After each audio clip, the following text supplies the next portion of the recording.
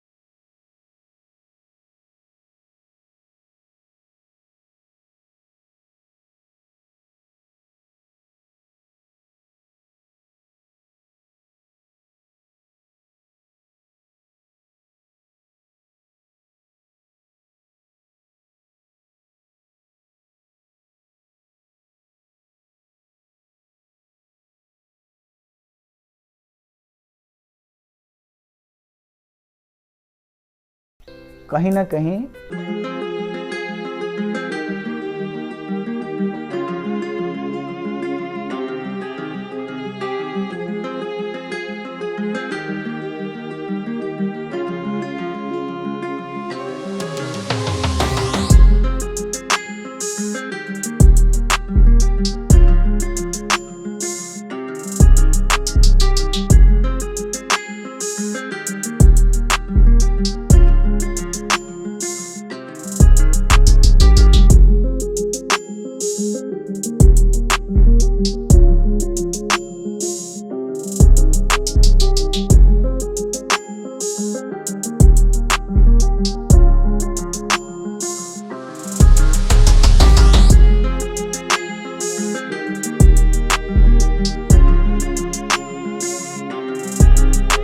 7.1 exercise mathematics में ख़त्म हो गया था ना जी।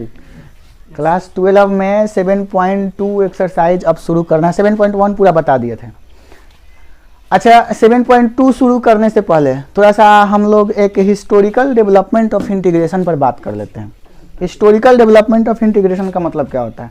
जैसे कि मनुष्य का कैसे डेवलप हुआ, उसी प्रकार से कहीं ना कहीं इंटीग्रेशन का भी डेवलप हुआ होगा। इंटीग्रेशन कैसे आया? ऐसा तो नहीं कि इस धरती पर हम जैसे मनुष्य पहले से ही विद्वान था, कुछ अन्य जीव होंगे, हमारा वो उस तरीके से अनुकूलता आया होगा, वैसा वातावरण मिला होगा हमारे हिसाब से, तो हम लोगों का यहाँ पे क्या हुआ होगा? आगमन हुआ होगा। समझ रहे बात ना? हम लोग आए हुए होंगे, फिर हम लोग हैं, हमारे हिसाब से वातावरण नहीं मिले तो फिर दूसरा जीव आएगा। तो ये हमारा हिस्टोरिकल डेवलपमेंट ही तो है कि किस प्रकार से हम आगे चल के डेवलप किए हुए हैं। वैसे ही इंटीग्रेशन का हिस्टोरिकल डेवलपमेंट क्या है? इंटीग्रेशन का शुरुआत किसने किया? समझ रहे बात को ना? इंटीग्रेशन की आवश्यकता क्यों पड़ी? पहले तो ये बात जानना जरूरी है कि हमारा इंडिया जो है ना, इंडिया वो एक बहुत ही, इंडिया के लोग, इंडिया का कल्चर है ना, इंडिया की पुरानी सभ्यता, वो सारे देशों से हमें अलग करती है ना। भारत की जितने चीज हैं, आधुनिक सभ्यता, पुरानी सभ्यता या फिर वर्तमान में जो हम जी रहे हैं, सब देश इंडिया से शिक्षा लेता है ना। यहाँ का कल्चर सबको प्यारा है, यहाँ के रीति रिवाज, यहाँ के लोग। आज यहाँ पे बहुत IITian जो बनते हैं, जिसको अमेरिकन ले जाता है, कहीं ना कहीं भारत का जो स्टूडेंट का जो दिमाग होता है ना, वो बहुत तगड़ा होता है। आज अमेरिका इतना डेवलप है तो कहीं ना कहीं इंडिया के स्टूडेंट का भी उसमें हाथ है, क्योंकि उसका मतलब 60 to 70% लोग है ना जो साइंटिस्ट हैं, कहीं ना कहीं उनको हेल्प करते हैं, क्योंकि वो ज़्यादा पैसा देता है। इंडिया में उस तरीके का पैसा नहीं मिलता है। जो भी बड़े बड़े इंजीनियर है, डॉक्टर है ना, सब अमेरिका ले जाता है उसको। तो कहीं ना कहीं भारत में बहुत अच्छे अच्छे विद्वान हैं, बहुत अच्छे अच्छे मैथमेटिशियंस हैं। आर्यभट्ट का नाम आप सुने होंगे, इंडिया के ही थे। शंकराचार्य का नाम सुने होंगे, इंडिया के ही थे। तो भारत बहुत, कह सकते हैं ना कि ऑर्डिनरी नहीं है ना। इंडिया हर मामले में आगे है, हर मामले में। आर्यभट्ट के बाद ही कहीं जो भी है आपका सर आइजक न्यूटन या फिर लिबनिट्ज, इस सब का आवागमन हुआ है। समझ रहे बात को ना? तो हम सबसे पहला बात कर रहे हैं कि कैलकुलस का ये जो टॉपिक है आपका इंटीग्रेशन को हम हिंदी में क्या बोलते हैं बच्चों? समाकलन। इसका हिस्टोरिकल डेवलपमेंट की बात करें, ऐतिहासिक डेवलपमेंट का, ऐतिहासिक शुरुआत, इसकी आवश्यकता क्यों पड़ी? वाई वी नीड इंटीग्रेशन, इसकी जरूरत हमको क्यों पड़ी है? तो इसकी जरूरत बच्चा हमको इसलिए पड़ी कि समेशन अगर करना होता था, समाकलन, सबको आकलन करना, और आकलन करना यानी कि जोड़ना। अभी इसको बताने से पहले एक चीज, थोड़ा सा बात डिस्कस करते हैं कि ये आप शेप किस चीज का शेप देख रहे हैं? ये वर्ग का शेप है, स्क्वायर है। अगर आपसे कहा जाए कि वर्ग का क्षेत्रफल क्या होता है, तो आप बता देते हो कि सर भुजा गुने भुजा, बोलो होता भुजा गुने भुजा, यानी भुजा का स्क्वायर। अगर आपसे पूछा जाता है बच्चा कि ये कौन सा शेप है? आपका वृत्त है, और इस वृत्त का एरिया क्या होता है? तो कहते हैं कि pi r square, pi r square. अगर आपसे पूछा जाता है कि ये आपका रेक्टेंगल है, आयत है, और इस आयत का एरिया क्या होता है? तो लंबाई गुने चौड़ाई। समझ रहे बात को ना? अगर आपसे पूछा जाए कि बहुत सारे शेप है, जैसे घनाभ है, घन है, बेलन है, इस सब के फॉर्मूले है एरिया निकालने का, सबका फॉर्मूला है एरिया निकालने का। लेकिन दुनिया में क्या ऐसी भी आकृति हो सकती है? क्या हो सकती है? किसी भी प्रकार की आकृति हो सकती है।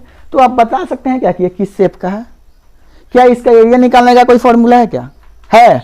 हम पूछे कि इसका एरिया क्या होगा, इसका एरिया क्या होगा? यार जोकानंद महाराज, इसका एरिया हम कहाँ से बता सकते हैं? अलग टाइप का, और टाइप का शेप दिख रहा है, हाई एरिया होता है, हाई एरिया होता है, एरिया होता है, तो बता देते हैं। तुमसे कहे कि वर्ग का क्षेत्रफल क्या होता है, तो बताते हो भुजा गुना भुजा। लेकिन कोई कहे कि इस प्रकार के, इस शेप का एरिया क्या होगा, तो क्या बताइएगा आप? इसका बताइए एरिया क्या है? तो तो आप यहाँ फेल कर जाते हैं, यहाँ आप इस चीज़ को नहीं बता पाते हैं। क्या बता दीजिएगा इसका एरिया? नहीं बता सकते हैं। तो इस प्रकार के शेप का एरिया ज्ञात करने के लिए हमें जरूरत पड़ता है किस चीज का? इंटीग्रेशन का। किस चीज का? इंटीग्रेशन का जरूरत पड़ता है। मतलब एरिया ज्ञात करने के लिए हमको क्या चीज का जरूरत पड़ रहा है बच्चा? इंटीग्रेशन का जरूरत पड़ रहा है। समझ रहे बात ना? इंटीग्रेशन एक कैलकुलस का पार्ट है। कैलकुलस का मतलब कलन शास्त्र का एक पार्ट है। डिफरेंशिएशन भी आपका कलन शास्त्र का ही पार्ट था। कट कीजिए। डिफरेंशिएशन भी हम लोग क्या बात कर रहे थे बच्चा? इस प्रकार का अगर शेप हो तो क्या आप इसका एरिया बता सकते हैं? क्या आप इसका एरिया बता सकते हैं?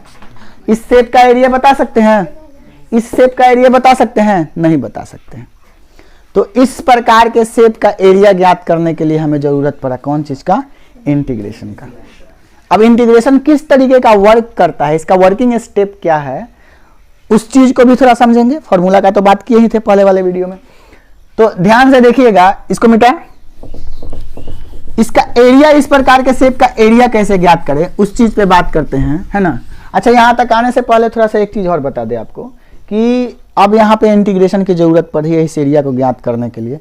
तो इस इंटीग्रेशन के वर्किंग स्टेप क्या है, किस तरीके से ये काम करेगा, कैसा फंक्शन है इसका, है ना। इस चीज को समझने के लिए स्टार्ट करता है आपका, नाम था उनका न्यूटन। नाम सुने हो न्यूटन का? न्यूटन, लिबनिट्ज, ये अलग साइंटिस्ट थे, ये अलग साइंटिस्ट है। इन दो लोगों को कहा जाता है father of calculus. Father of calculus ये हैं लोग, मतलब कलन शास्त्र के पिता। इंटीग्रेशन पे कहीं ना कहीं बहुत सारा काम किया है लोग। बात है ये 17वीं शताब्दी का। मतलब इंटीग्रेशन का शुरुआत, इंटीग्रेशन को जो हम लोग काम में ले रहे हैं वो हमारे जो यह धरती है इस पे हम लोगों ने 17वीं शताब्दी से इस पे काम लेना शुरू किया। लेकिन देखा जाए इंडिया में ना, तो इंडिया में इसकी शुरुआत 14वीं शताब्दी से ही हो गई थी। 14वीं शताब्दी से आर्यभट्ट जो चंद्रमा का आकलन किए थे, कहीं ना कहीं उस टाइम भी इंटीग्रेशन होगा, है ना। इंटीग्रेशन का वहां भी वो यूज किए थे। लेकिन भारत में इतना राजनीति है ना बच्चा, इतना पॉलिटिक्स है इंडिया में कि वो लोगों के नज़रों के सामने इस विश्व में नहीं आया। नहीं तो इंडिया कहीं ना कहीं इस कैलकुलस पे काम पहले किया है, समझ रहे हो ना। लेकिन फिर भी हम नाम किसका देते हैं? न्यूटन का, जो 17वीं शताब्दी में आया। बहुत सारे चीज़ों को इसने इसमें दिया। खैर, बात करते हैं हम लोग कि इंटीग्रेशन किस प्रकार से काम करता है। अभी हम बात कर रहे थे एरिया का, कि एरिया कैसे निकाले हम किस शेप का, जो बेढंगा शेप हो, ऐसा, जो ऐसा शेप हो, जो किसी आकृति से नहीं मिलता जुलता हो, उसका हम कैसे एरिया ज्ञात करेंगे। उस एरिया को ज्ञात करने के लिए आपको एक फंक्शन दिया रहेगा, एफ(x). क्या दिया रहेगा बच्चा? एफ(x) फंक्शन दिया हो रहेगा और उस पर आपको काम करना पड़ेगा।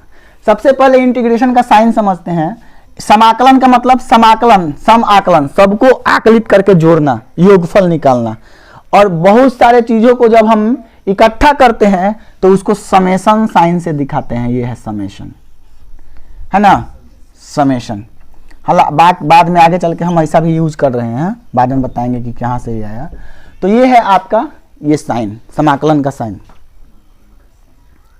है ना, चिन्ह। जैसे कि देखिए एक एक्सिस बनाते हैं हम, ध्यान से देखिएगा। ये पॉइंट मान लीजिए कि ए है और ये पॉइंट मान लीजिए कि आपका बी है। ये पॉइंट आपका क्या है बच्चा? ए है। और ये पॉइंट क्या है आपका? बी है। कुछ इस तरीके का आपका यहाँ पे ऐसा है ना। आगे करे तो कुछ ऐसा शेप मिल रहा है आपको, दिख रहा है ना ये। अब इसका एरिया ज्ञात करना है हमको। हालांकि ये दिख रहा है आपको कि कोई निश्चित शेप नहीं है ना, तो हम इसका कोई डायरेक्ट फॉर्मूला नहीं लगा सकते हैं, ठीक है, समझ रहे बात ना। पर फंक्शन आपको दिया रहेगा। जैसे मान के चलिए कि y बराबर एफ(x) दिया है, y बराबर एफ(x) आपका दिया है और इसका एरिया पूछ रहा है निकालने के लिए। अब हम करते क्या हैं, क्या हम इसको छोटे छोटे रेक्टेंगुलर शेप में बांट सकते हैं? ऐसा दिख रहा है आपको, ऐसा छोटे छोटे रेक्टेंगल से आयताकार शेप में बांट सकते हैं कि नहीं? इसको तो बोलो, अरे बोलो। ऐसा बांट सकते हैं, छोटा छोटा। यानी कि इसका ब्रेथ की बात करें, चौड़ाई की बात करें तो क्या dx है, dx छोटे हम आयत में इसको बांट दिए। समझ रहे हो ना, dx। बात समझ में आ रहा है ना, हमने इसको बांट दिया।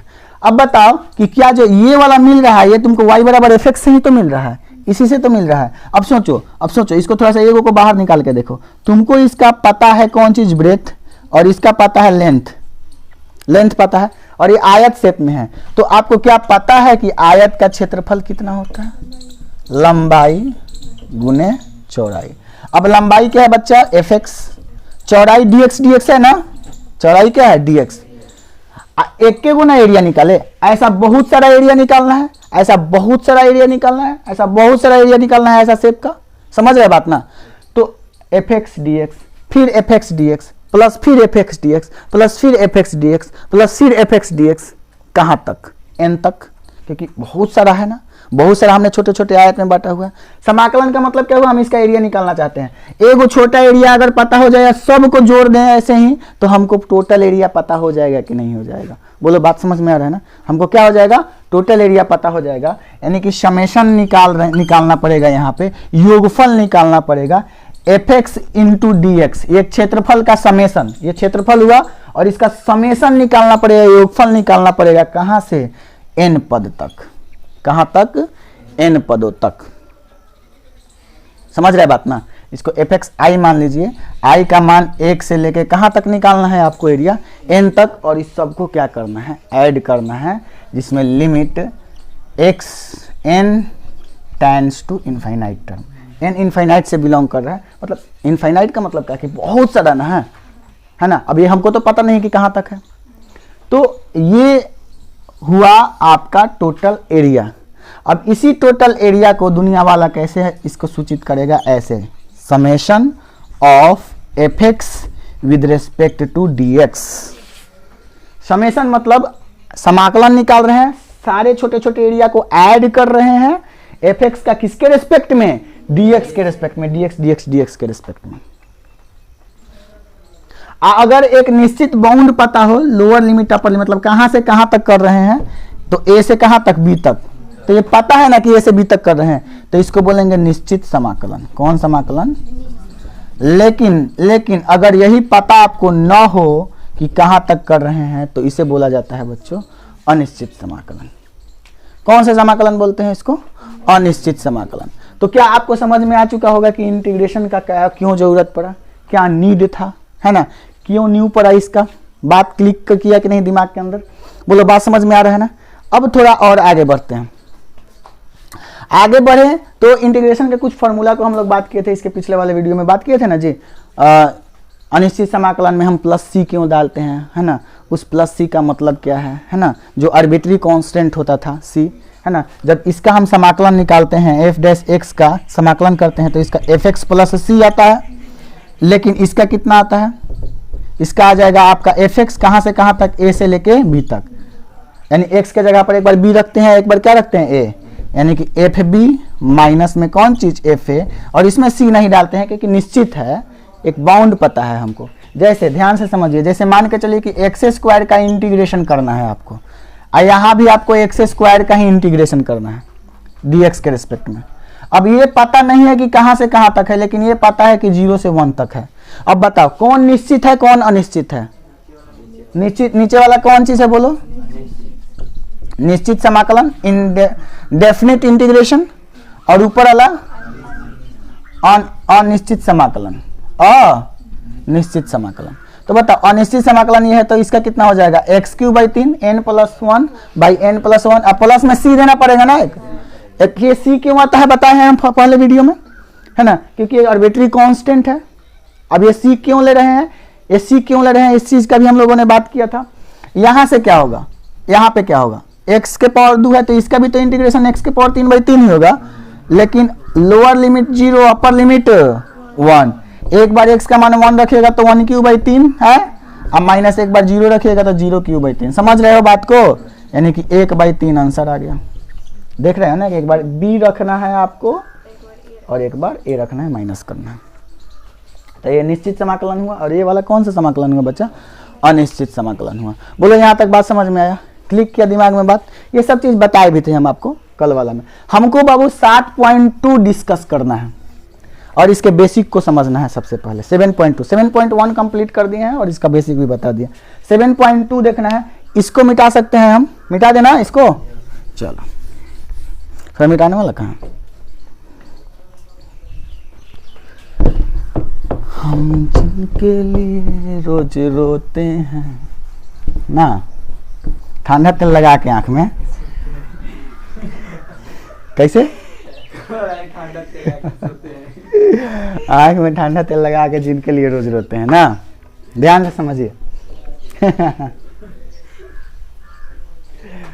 ऐसा ऐसा हो गया है ना, क्या कहें, जुटाऊ के रोता है सब ना।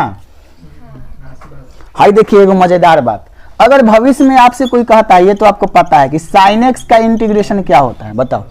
हम 7.2 का बेसिक बात करेंगे, उसके पहले बताओ sin x का integration minus cos x plus C, minus cos x plus.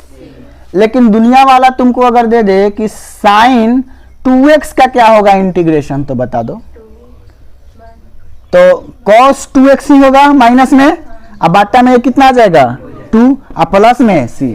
लेकिन ये तो हम जानते हैं कि ये हम फॉर्मूला के रूप में बना रहे हैं, लेकिन सर ये कर कैसे रहे हैं, इस चीज पे थोड़ा सा बात कर लें, ध्यान से समझिएगा कैसे करते हैं। दुनिया में आपको कैसनो इंटीग्रेशन मिल जाए तो एक चीज आपको देखना है, पहला किसी भी तरह से फॉर्मूला के रूप में लाए। मेरे को sin x का पता है, sin 2x का तो कोई फॉर्मूला पता नहीं है। मेरे को sin x का ना पता है कि माइनस cos x प्लस ही होता है, sin 2x का तो पता नहीं है। तो इस प्रकार के प्रश्नों को हल करने के लिए हम लोग यूज करते हैं सब्स्टिट्यूशन मेथड, सब्स्टिट्यूशन मेथड, ठीक है। इंग्लिश हिंदी में कहते हैं इसको प्रतिस्थापन विधि। कौन विधि बोला जाता है बच्चा, प्रतिस्थापन विधि। अब ये कैसा काम करता है, इसका क्या फंक्शन है, ध्यान से समझिए। जैसे आपका है sin 2x with respect to dx integration, समझ रहे बात ना। हम सोचेंगे कि इसको किस तरीके से x के फॉर्म में लाएं, मतलब सिंगल फॉर्म में आए। तो ऐसा करने के लिए हम 2x को एगो सिंगल चर मान लेते हैं, जैसा कि हम t मान लिए। क्या मान लिए, t। अब एक बात बताओ कि यहां हम sin 2x के जगह पर t लिख सकते हैं, t मान लिए है तो विद रेस्पेक्ट टू dx। लेकिन सर दिक्कत इसमें यह हो रहा है ना कि यहाँ पे t है और x के रेस्पेक्ट में आप इंटीग्रेशन कर रहे हैं। अब t है या x के रेस्पेक्ट में इंटीग्रेशन कहिए पॉसिबल है, t है तो ta के रेस्पेक्ट में इंटीग्रेशन होगा, x होता तो x के रेस्पेक्ट, यानी कि हम इसको dt के फॉर्म में बदलने की कोशिश करेंगे। और बदलने के लिए इसका क्या करते हैं बबुआ, हम डिफरेंशिएशन करते हैं। इसका क्या करते हैं, डिफरेंशिएशन करते हैं, dwr2x। अब डिफरेंशिएशन कीजिएगा तो d2 बाहर आ जाएगा, x dx and dt by dx। बोलो मजा आ रहा है भैया, आ रहा है मजा। या 2 इंटू ये 1 हो जाएगा, dt अपॉन dx हो जाएगा, इसलिए dx का मान कितना हो जाएगा, बोलो dt बाई 2। बोलो हाँ कि ना। क्या अब हम dx के जगह पर dt बाई 2 लिख सकते हैं, बोलो यस और नो, लिख सकते हैं ना। यानी कि sin t dx के जगह पर लिखो dt अपॉन 2। बोलो समझ रहे हो। अब देखो तो ये 1/2 बाहर आ जाएगा, कांस्टेंट है तो, यानी 1/2 बाहर आ गया तो बचा क्या, sin t dt। बड़े मजे की बात है, खूबसूरत बात है कि t मिल गया मेरे को सिंगल टर्म और dt भी मिल गया। अच्छा बात है ना, जो चाहिए था हमको मिल गया। समझ रहे हैं ना, समझ में आ रहा है बात सबको। ये क्या हो जाएगा, sin t का आप लिख सकते हैं, बोलो माइनस cos t अब प्लस में c, और ये 1/2 भी तो है, समझ में आया ना। माइनस 1/2 cos t अब प्लस में क्या हो गया बच्चा, c, माइनस 1/2 cos t अब प्लस में c। अब t के जगह पर जो वैल्यू माने हैं वो पुट कर दिया। t के जगह पर क्या माने हैं आप, 2x माने हैं, तो इस t वाला को मान को लिख लीजिए, माइनस 1/2 cos t के जगह पर 2x है अब प्लस में c, t के जगह पर कितना है 2x प्लस में c। देखो तो सेम आंसर आ रहा है। तो यहाँ पे हम सब्स्टिट्यूट कर रहे हैं ना, सब्स्टिट्यूट प्रतिस्थापित कर रहे हैं, किसी चीज को प्रतिस्थापित कर रहे हैं, तो इसलिए हम इसको सब्स्टिट्यूशन मेथड बोले। मतलब ये 2x का integration minus cos 2x/2 plus c क्यों होता है, इस चीज को हमने आपको समझाया। बोलो बात समझ में आ रहा है ना। सब्स्टिट्यूशन मेथड का थोड़ा थोड़ा आपको फील आ रहा है, समझ रहे हैं ना, किसी को कोई दिक्कत नहीं है। अब जरा ध्यान से देखिएगा, कुछ और आगे अगर बढ़े, एक मिनट थोड़ा सा स्याही डालने दो इसके अंदर, स्याही खत्म हो जाता है, ये भी मजबूरी है ना जी। कोई ऐसा मार्कर रहता जिसमें हाँ अनलिमिटेड लाइफ टाइम चलते रहता ना, वो अनलिमिटेड तो कुछ नहीं है इस दुनिया में, समझ रहे ना। हम लोग का आयु भी तो अनलिमिटेड नहीं है, एक न एक दिन हंसना है सबको। कौन कौन हंसेगा? तुम हंसेगी? दीपक सबसे पहले हंसेगा इसमें। हाँ का माने 2-3 साल जीव 200-300 साल जीवो का? हाँ हाँ ठीक है, बात समझिए। अरे खाता है ना बहुत ज़्यादा। Very good. चलो बच्चा यहाँ पे अब बात करते हैं थोड़ा सा और। अगर आपसे कोई कहता है कि आप x प्लस बी का इंटीग्रेशन करो, हम x के पावर n का फॉर्मूला कितना जानते हैं बताओ तो? n का फॉर्मूला n x के पावर n माइनस 1 नहीं, ये नहीं, x के पावर n प्लस 1 अब बाटा में n प्लस 1 अब प्लस में c, x के पावर n का ये फॉर्मूला होता है। लेकिन ये x के पावर n के फॉर्म में नहीं है, शायद देख पा रहे हो आप, क्या ये x के पावर n के फॉर्म में है? नहीं है, ये तो x प्लस बी के पावर 2 है। मतलब इसको हम निश्चित x में बदलना चाहेंगे। अरे बोलो बदलना चाहेंगे तो टोटल इतना के बराबर हम इसको क्या मान लेंगे? बोल दो जल्दी से। एगो वेरिएबल मान लेंगे। तो मैंने एक वेरिएबल क्या मान लिया? t। एक वेरिएबल क्या मान लिया बच्चा? t मान लिया। जब अपन एक वेरिएबल t मान लिए तो क्या हम इस जगह पे t रख सकते हैं? t के पावर 2 लिख सकते हैं, dx। बोलो हाँ कि ना? t के पावर 2 dx। लेकिन दिक्कत यह है कि ये t है और x के रिस्पेक्ट में कर रहा है, तो हम इसको dt के फॉर्म में बदलेंगे। dt के फॉर्म में बदलने के लिए इसका डिफरेंशिएशन करेंगे, dAx plus b dx dt by dx। बोलो जल्दी, समझ में आ रहा है ना? x का क्या हो जाएगा? x का क्या हो जाएगा? a प्लस में 0 dt अपॉन, तो dx के जगह पर क्या आ गया? dt बट्टा a। बोलो हाँ कि ना? dt बट्टा, समझ में आया? या एक बात बता दीजिए, तब हम T square by D x के जगह पे डी टी बट्टा ए ले सकते हैं, या ये ए कांस्टेंट है तो 1 बाई ए बाहर आ गया, टी स्क्वायर डी टी। बोलो हाँ कि ना? जल्दी बताइए। अब यहाँ तो पता ही है ना सर कि x के पावर n का फॉर्मूला n x के पावर n प्लस 1 यानी कि t के पावर 2 प्लस 1 अब बटा में 2 प्लस अब प्लस में मतलब 2 1 3 आ गया ना, यानी कि 1 बटा 3a है ना, 1 बटा 3a t के पावर 3 t के पावर अब प्लस में c। अब t के जगह पर अपन ax प्लस b माने हैं तो क्या लिख सकते हैं? 1 बाई 3a और t के जगह पर रख दीजिए ax प्लस कितना? बोलो b के पावर में 3 और प्लस में c। यही हो गया हम लोगों का। किस तरीके से सब्स्टिट्यूशन मेथड काम कर रहा है भाई साहब, वो आपको समझ में आ रहा होगा। बोलो यहाँ तक में किसी को कोई प्रॉब्लम? कैसे हम पुट करके प्रश्नों को हल कर रहे हैं, समझ रहे हैं ना? इसको कहा जाता है प्रतिस्थापन विधि, जो कि 7.2 में यही सब करना है। बात सबको समझ में आ रहा है? इसको हम मिटा रहे हैं। बात समझ में आ रहा है ना? चलो, समझ में आ रहा है सबको? ठीक।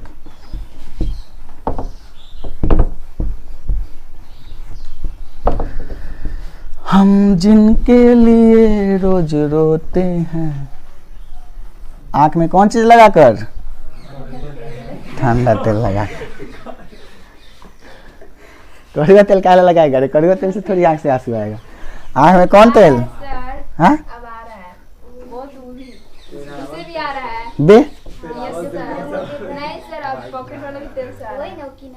तो तुम भी लगा के रोई थी क्या? चले सुना, बात समझो। अब मजा आ रहा है सबको ना? चलो अब बात करते हैं थोड़ा सा इस पे। अगर भविष्य में आपसे कोई कह दे कि चलो मेरे को साइन ax प्लस बी का चाहिए dx के रिस्पेक्ट में, साइन ax प्लस बी का चाहिए किसके रिस्पेक्ट में बच्चा? अब सोचेंगे कि यार हम तो फॉर्मूला जानते हैं कि साइन x का dx के रिस्पेक्ट में माइनस कॉस x प्लस सी होता है, लेकिन ये लफड़ा कहां से आ गया? ax प्लस बी आ गया, तो ये दिक्कत पैदा कर रहा है। अभी प्रतिस्थापन विधि बताए हैं, आप कहो सोचोगे कि इसको एकदम निश्चित वेरिएबल के टर्म में बदल दें, मतलब ax प्लस बी के बराबर क्या मान लीजिएगा? बोलो t। तो बहुत अच्छी बात हो जाएगी कि ये साइन और यहाँ पे लिख सकते हैं हम कौन चीज? t dx। मजा आ गया? लेकिन अब दिक्कत ये हो रहा है कि t है यहाँ dx के रिस्पेक्ट में कर रहे हैं, t है dx के रिस्पेक्ट में कर रहे हैं। बोलो गलत बात है कि सही बात? तो अब इसको हम अच्छा फॉर्म में बदलेंगे। अब हाथी को चढ़ाइएगा बबू आया एथी पर, काची पर, दो चकवा गाड़ी को क्या बोलते हैं, पैशन प्रो पर, बाइक पर। तो हमको लगता है कि उसका रिंग टेढ़ हो जाएगा कि नहीं हो जाएगा, क्योंकि उसका औकात नहीं है ना, समझाती नहीं है उसका।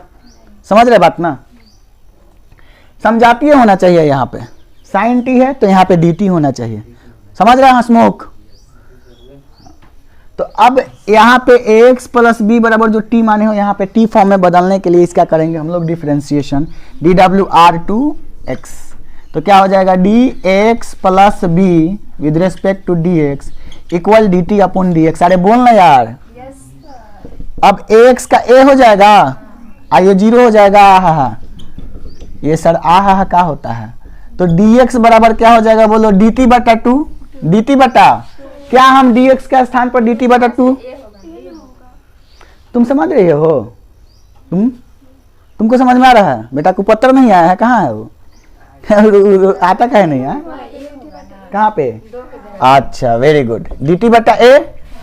तो अब बोलो या साइन t dx के जगह पर लिख सकते हैं dt बटा a। खूबसूरत चीज t इज इक्वल 1/a को बाहर निकाल दीजिए, sine t d t. Sine t का हो जाएगा बच्चा माइनस कॉस टी प्लस में सी, 1/a अवेलेबल है, माइनस 1/a कॉस टी के जगह पर जो माने हैं एक्स प्लस बी उसको रख देते हैं प्लस सी। बोलो, हालांकि जो इतना बात हम रगड़ा रगड़ी किए हैं, इससे बेस्ट था कि हम साइन का लिख देते minus cos x plus b, और कल बताए थे कि इस चर के साथ जो कांस्टेंट है वो डिवाइड में आ जाएगा और प्लस में सी। शायद यही आंसर आया है, समझ रहे बात ना, शायद यही आंसर है। एक टर्म में खत्म हो गया, लेकिन हमको तो सब्स्टिट्यूशन मेथड को सीखना है कि ये आया कहां से है, ये सब्स्टिट्यूट करके आया है। बात समझ में आ रहा है ना।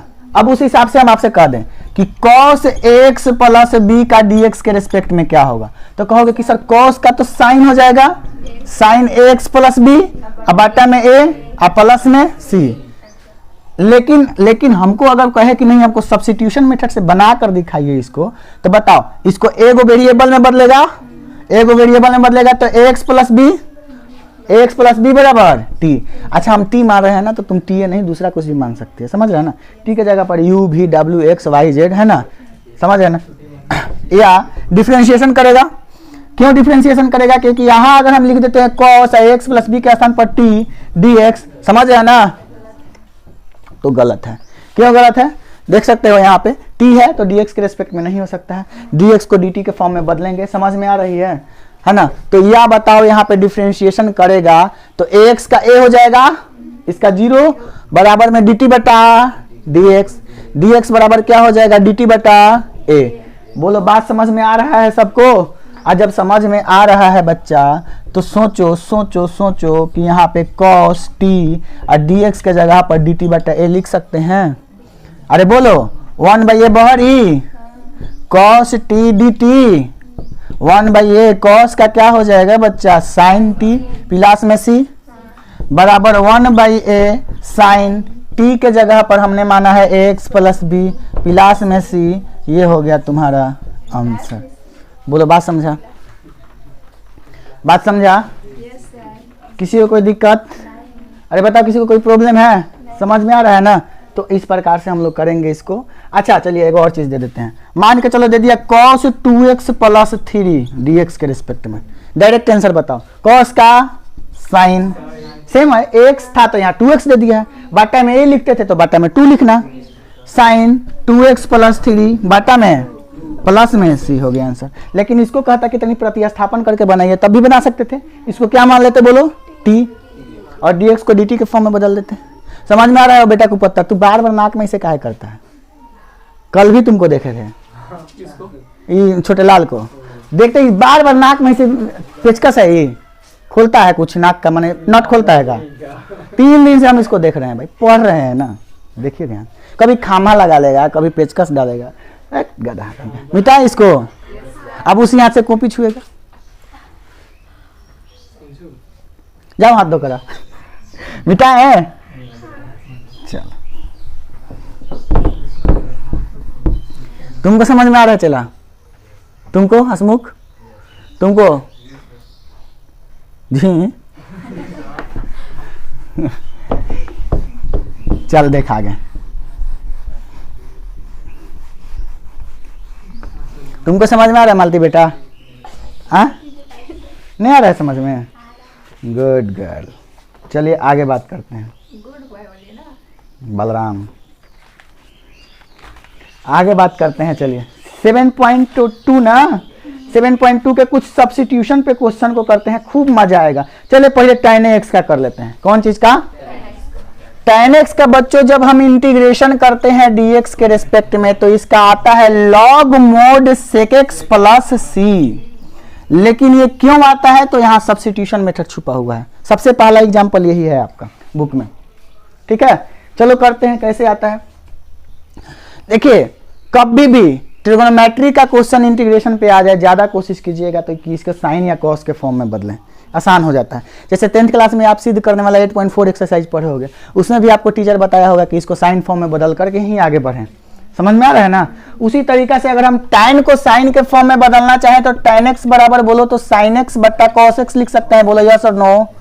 sin x बट्टा, तो क्या हम tan x के जगह पर sin x बट्टा cos x अगर डाल दे तो कोई पाप करेंगे?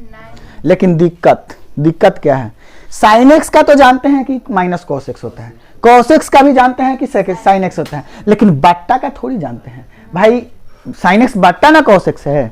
हम तो डिफरेंशिएशन में चेन रूल पढ़े थे, u भी रूल पढ़े थे, u इंटू भी रूल पढ़े थे, u बटा भी रूल पढ़े थे, लेकिन इसमें ये सब रूल काम नहीं करता है इंटीग्रेशन में। सब्स्टिट्यूशन मेथड लगा सकते हैं। अब सब्स्टिट्यूशन मेथड लगाने से पहले हम ये सोचेंगे कि इसमें से दोनों में से किसी एक को गायब कर दें। अब दोनों में से किसी एक को गायब करने के लिए क्या सोचेंगे कि अगर हम cos x का डिफरेंशिएशन करें, cos x का डिफरेंशिएशन करें तो मेरे को sin x मिल जाएगा। मेरे को क्या मिल जाएगा? sin x मिल जाएगा तो sin x से sin x कट जाएगा कि नहीं? एक बड़ा गायब हो गया कि नहीं? समझ आया ना? ये दिमाग लगाते हैं। तो हम cos x को मान लेते हैं t। cos x को क्या मान लिया यहाँ पे? t। बोलो बात समझ में आ रहा है? cos x को हमने क्या मान लिया? cos x को हमने क्या मान लिया? t। जब cos x को आप उन t माने तो सोच समझ के बताइए कि जब इसका डिफरेंशिएशन करिएगा तो d cos x का माइनस sin x हो जाएगा।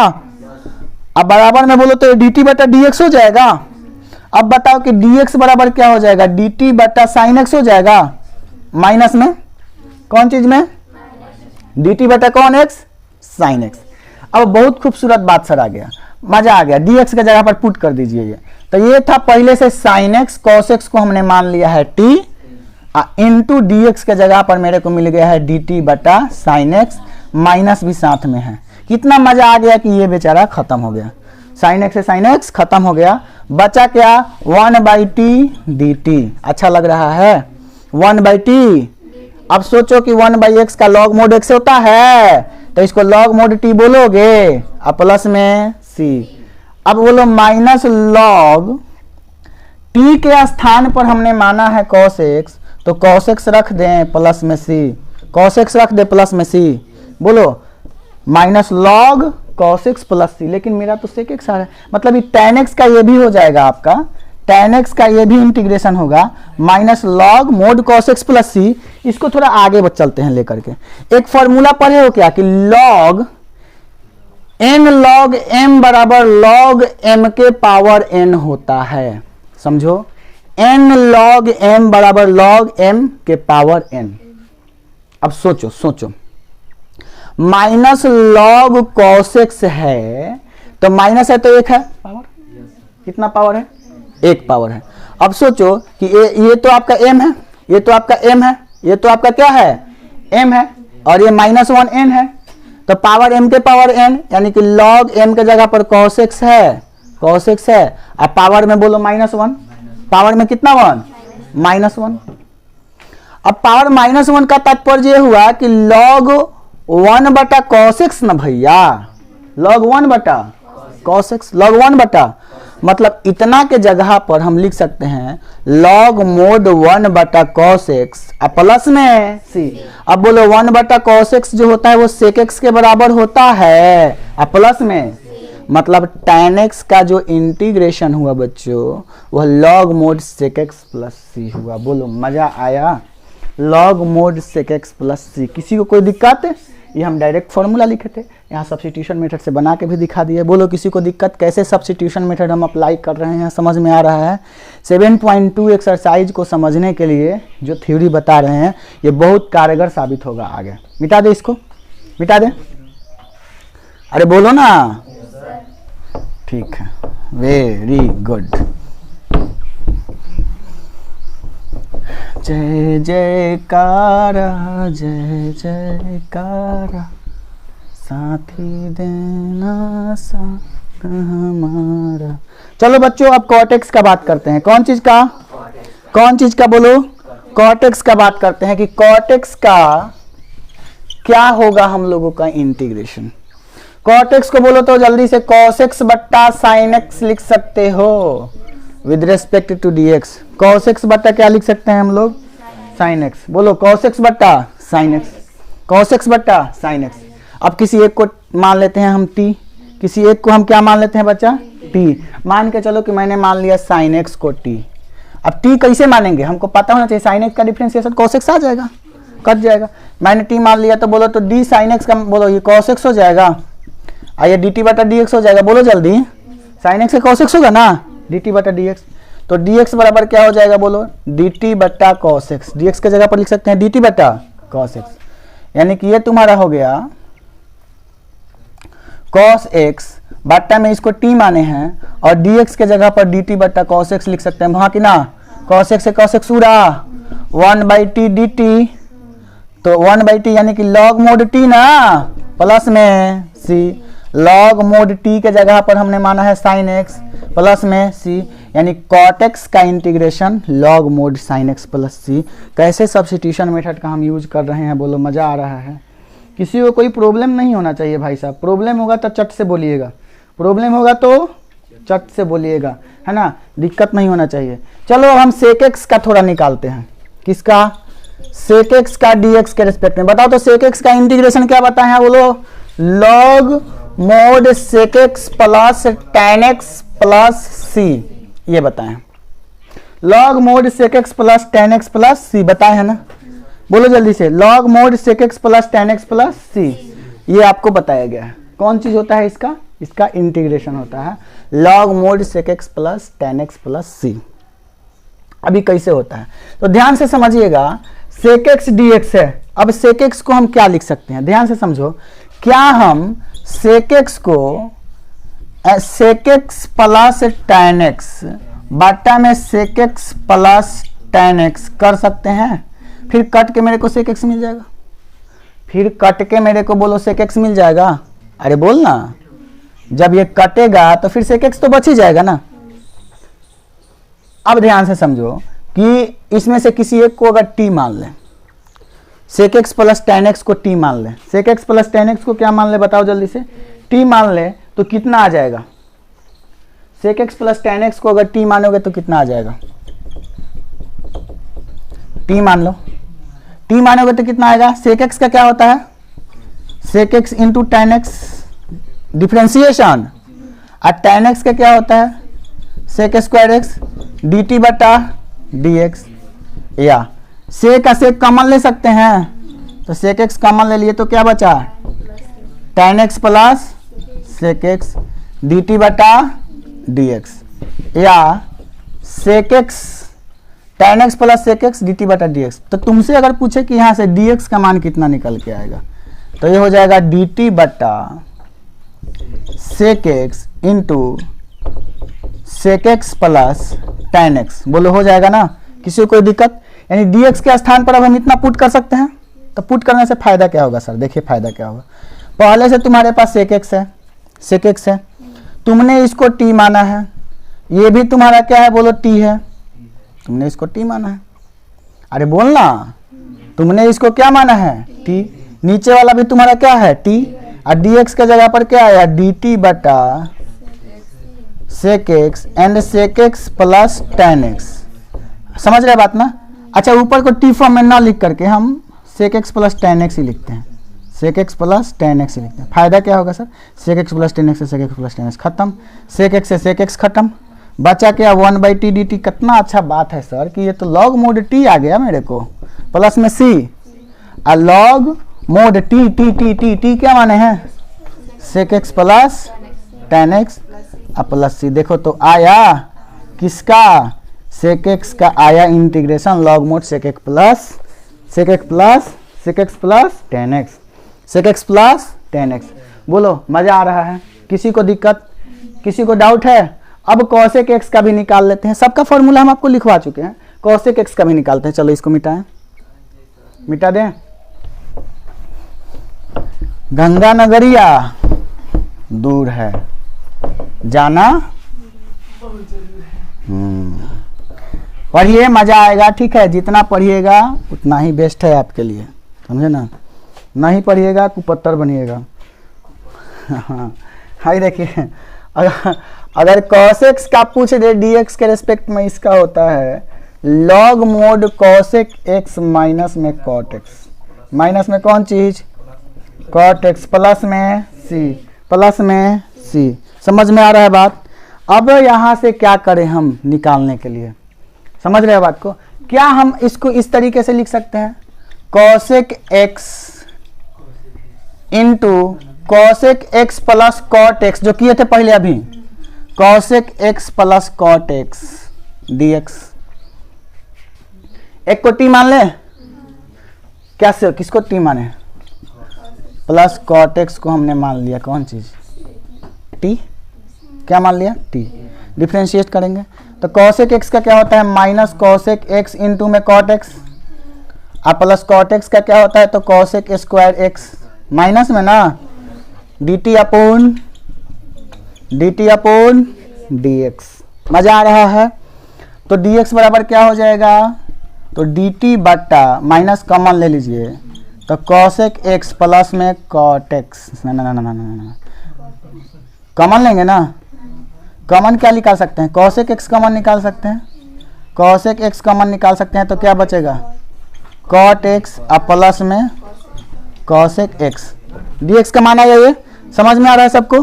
अब dx के जगह पर हम पुट कर दें, जो आया है पुट करिए, cosec x प्लस में cot x बट्टा में t, dx के जगह पर क्या आया है, dt बट्टा cosec x into cot x plus में cosec x। माइनस है, माइनस बाहर निकाल लीजिए, उड़ जाएगा ये भी उड़ जाएगा। ठीक है, बचा क्या, माइनस 1/t dt। बोलो मजा आ रहा है, मजा आ रहा है? तो ये माइनस क्या हो जाएगा, log मोड t प्लस में c माइनस log t के जगह पर जो माने हैं रख दीजिए, cosec x अब प्लस में cot x plus c, cosec x plus cot x, plus में कौन चीज बता दो जल्दी से मेरे को, c। समझ में आ रहा है बात ना? अब जरा सोचिए कि ये क्या बन जाने वाला है, आगे ये क्या बन जाएगा, सोचिए। cosec x plus cot x plus में क्या हो गया आपका c, कौन चीज का इंटीग्रेशन आया, cosec x का इंटीग्रेशन आया, कौन चीज का, cosec x का इंटीग्रेशन क्या हुआ आपका, minus log mode cosec x plus में cot x प्लस c। किसी को कोई दिक्कत है? अब इसके बाद अगर हम बात करें, ऐसे ही सब आपका कौन चीज पर बनने वाला है, सब आपका इसी पर बन जाएगा, कौन चीज पर, जो हम बता रहे हैं आपको सब्स्टिट्यूशन मेथड पे, ये टोटली आपको इसी मेथड पे बनेगा। आगे जब इसको खंडित हल कीजिएगा ना, तो आगे ये और रूप में बदल जाएगा। अब ये कैसे सर, जैसे कि आपका आया minus log cosec x plus cot x plus c आया, अब इसको थोड़ा सा और तोड़ो, तो तोड़ने से क्या होगा, यहाँ से हमको माइनस हटाना है, सबसे पहला क्या हटाना है बच्चा, माइनस जब हटाना है तो यहाँ से आप ये कर सकते हैं क्या, ऊपर cosec square x minus cot square x का मान कितना होता है, एक ही ना आता है, तो यहाँ से ये कर सकते हैं minus log mode cosec square x minus cot square x बटा में cosec x प्लस में cot x प्लस में c। प्लस में कितना ले सकते हैं हम लोग, सी ले सकते हैं ना।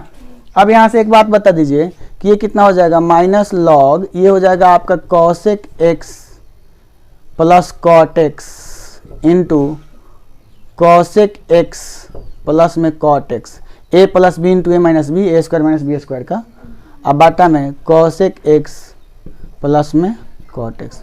अब देखो तो प्लस वाला खत्म, बचा क्या, लॉग कॉसेक एक्स प्लस में कॉट एक्स प्लस में सी। बोलो बात समझ में आ रहा है ना, किसी को कोई दिक्कत, किसी को कोई डाउट है, मिटा दें, समझ में आया। चलो ये सारा हम किस मेथड से बना रहे हैं बच्चा, आपका सब्स्टिट्यूशन मेथड से। कौन सा मेथड, सब्स्टिट्यूशन मतलब प्रतिस्थापन विधि। कौन विधि, प्रतिस्थापन विधि, समझ रहे ना। तो प्रतिस्थापन विधि से लगभग प्रश्नों को आप इस मेथड से हल कर सकते हैं, जितना हम आपको तरीका सिखा रहे हैं। थोड़ा सा इसका बताइए, एक और लेते हैं, मान के चले दे दिया 2x बटा 1 प्लस एक्स स्क्वायर का dx के रेस्पेक्ट में, क्या करेंगे। अब सोचेंगे कि किसको t माने कि एगो कोनो गायब हो जाए, तो 1 प्लस एक्स स्क्वायर को अगर t मानते हैं तो इसका 0 हो जाएगा, इसका 2x आ जाएगा, dt बटा dx, तो dx बराबर क्या हो जाएगा, dt बटा 2x। बोलो अब पुट कर दो, 2x बटा 1 प्लस एक्स स्क्वायर के जगह पर t ले लीजिए, dx के जगह पर dt बटा 2x ले लीजिए, 2x से 2x उड़ गया। अब 1/t का क्या हो जाएगा, log mod t प्लस में, या क्या हो जाएगा, log mod t के जगह पर बोलो 1 प्लस एक्स स्क्वायर, अब प्लस में आंसर। आंसर किसी को कोई प्रॉब्लम, किसी को कोई दिक्कत। तो इस तरीके से आप बहुत सारे तमाम प्रश्नों का हल कर सकते हैं, समझ रहे हैं ना। कौन सा मेथड लगा करके बच्चा, प्रतिस्थापन विधि लगा करके। किसी को कोई दिक्कत है, डाउट है तो बोलिएगा, समझ रहे हैं ना। मतलब ऐसा नहीं होना चाहिए कि समझ में नहीं आ रहा है सर, डाउट हो तुरंत बोलिए, ठीक है। अब तनी इसका बताइए क्या होगा, मिटाएं इसको, 2x sine x square plus 1 dx। थोड़ा देखने में लग रहा है कि बड़ी बड़का है, लेकिन सोच के देखिएगा ना, चल एक्स स्क्वायर प्लस 1 को t मान ले तो है तो कट जाएगा, मजा आ जाएगा।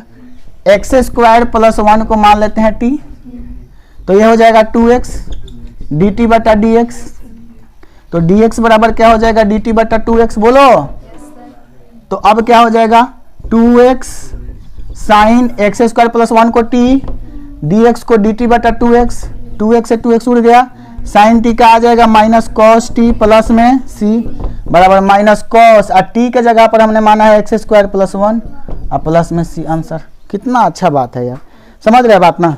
किसी को कोई दिक्कत है, मजा आ रहा है, समझ रहे हो बात को, बताइए।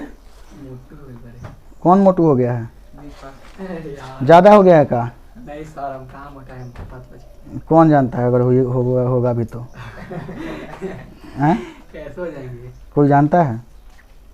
अब इसका थोड़ा सा देखिए, हमको बताइए, मिटा दे इसको, मिटा।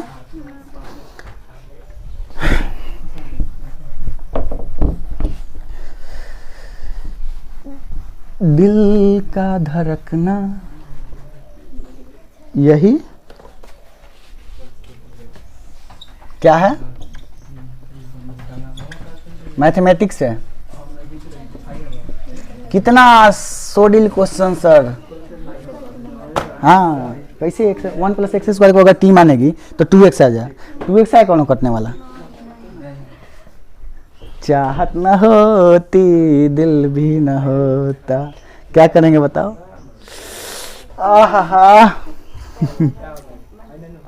अगर tan इनवर्स x को t मानेगा तो 1/1 प्लस एक्स स्क्वायर आ जाएगा, तो हाई उड़ जाएगा। हाँ tan इनवर्स x को मान लो t, तो d tan inverse x dx dt बटा dx, ये हो जाएगा 1/1 प्लस एक्स स्क्वायर dt बटा dx बराबर क्या हो जाएगा, dt 1 प्लस एक्स स्क्वायर। बोलो ना, dx के जगह पर रख दें साइन tan इनवर्स x के जगह पर t, 1 plus x square dx के जगह पर क्या लिख सकते हैं, dt 1 plus x square, cut गया। साइन t का होगा cos t, प्लस में c माइनस cos t ना, प्लस में c माइनस cos, टी के जगह पर tan इनवर्स x प्लस सी। इतना बड़ा क्वेश्चन देखो तो कैसे छोटा सा बन गया, समझ रहे हो ना। कितना मजेदार बात है, सब्स्टिट्यूशन मेथड पूरे प्रश्न को एक मामूली सा आदमी बना देता है, समझ रहे हो ना। बड़ा बड़ा प्रश्न को ही मामूली बना देगा। कौन मेथड? Substitution method. कौन सा मेथड? tan इनवर्स को t मान लिए, क्या है डिफरेंशिएशन नहीं होता है tan इनवर्स x का 1/1 + x² होता है, नहीं होता है? तो फिर काहे इसे सब पका रही है? लग रहा है कि पहला बार देख रही है। ब्राह्मण बेंग सब पकाती है। हाँ, अब तनी इसको देखिए तो तनी देखिए कितना जटिल है। हाई मिटा दें, हाई मिटा दें। ये सब आपको राइट डाउन कर लेना है, ठीक है, घर से। ये तो बड़ी मार मारेंगे। कैसा मार मारेंगे? बड़ी मार मार के बंदर बना देंगे तुम लोगों को हम। tan के पावर 4 √x sec² √x ये है √x dx। सर जी आहा, अब क्या करें? अब क्या होगा? आपका क्या होगा जनाबे अली? बताइए इसका क्या होगा? अब किसको मानोगे? टी। तो हम में से देख के क्या बता रही है? अच्छा चलो √x का टी मान लेते हैं। कह दी तो मान लिया √x को टी, तो क्या हो जाएगा? डिफरेंशिएशन करेगी तो √x का 1/2 √x आ जाएगा, dt बटा dx आ जाएगा। dx बराबर क्या आ जाएगा? dx बराबर हो जाएगा 2 √x dt, 2 √x dt। तो क्या लिख सकते हैं? tan के पावर 4 √x के जगह पर t ना, और sec² √x के जगह पर t ना, √x के जगह पर t ना। अरे यार बोलो ना, √x के जगह पर चाहे √x ही रहने दो, कट जाएगा, मजा आ जाएगा। 2 √x dt, √x से √x उड़ गया, 2 बाहर आया, 2 क्या आया? tan के power 4t sec² t dt। अब क्या करेगी? अब यहाँ से क्या हमको पता है? u इंटू भी लगा सकते हैं क्या? इसमें इंटीग्रेशन में थोड़ी लगता है u इंटू भी, नहीं लगता है ना। अब यहाँ से क्या करें हम? अब यहाँ से बताओ क्या करें? अब सुनो, tan t को अगर कुछ मान, अब t एक बार मान ली हो, एक बार आउट प्रतिस्थापन करेगा। एक बार से देखो पेट नहीं भरा, जाते जाते कुत्ते हमको आपस में बांट गए, समझ रहे हैं ना। tan t को फिर अगर आप u मान लेते हैं, v मान लेते हैं, w x y को पत्थर कुछ मान लीजिए, तो sec² मिल जाएगा कि नहीं? तो sec² कट जाएगा कि नहीं? मजा आ रहा है कि नहीं? तो tan t को मान लीजिए w कुछ भी u मान लेते हैं, ठीक है। क्या मान लिए? तो tan का क्या होता है differentiation? sec² t du upon dx, नहीं dx नहीं dt ना, dt। या बताओ तो मेरे को dt बराबर क्या हो जाएगा? तो du बटा sec² t dt का माना है, यानी कि 2 इंटू tan को हमने माना है u, तो u के पावर 4 sec² t dt के जगह पर लिख सकते हैं du बटा sec² t। उड़ा उड़ा उड़ा, u के पावर 4 मिल गया। सर जी कितना बढ़िया दिल है, u के पावर 4 है ना।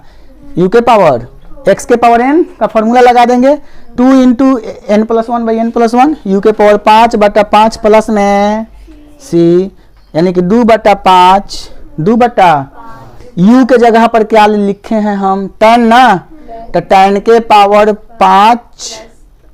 5t और प्लस में c, 2 बटा 5 tan के पावर 5 t का मान हमने लिखा है √x प्लस में c आंसर। किसी को कोई दिक्कत?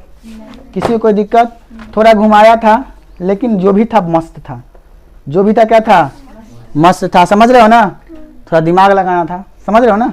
तो जितना क्वेश्चन कीजिएगा दिमाग उतना ही खुलेगा आपको। पहले √x को मान लिए तो √x को काट दिए, फिर आप इसको मान लिए तो फिर इसको काट दिए, छोटा होते गया अंत में आपको खूब सुंदर सा प्यारा सा आंसर मिल गया। बोलो किसी प्रकार का दिक्कत इसमें किसी बच्चा को समझ में आ रहा है? झटका दें।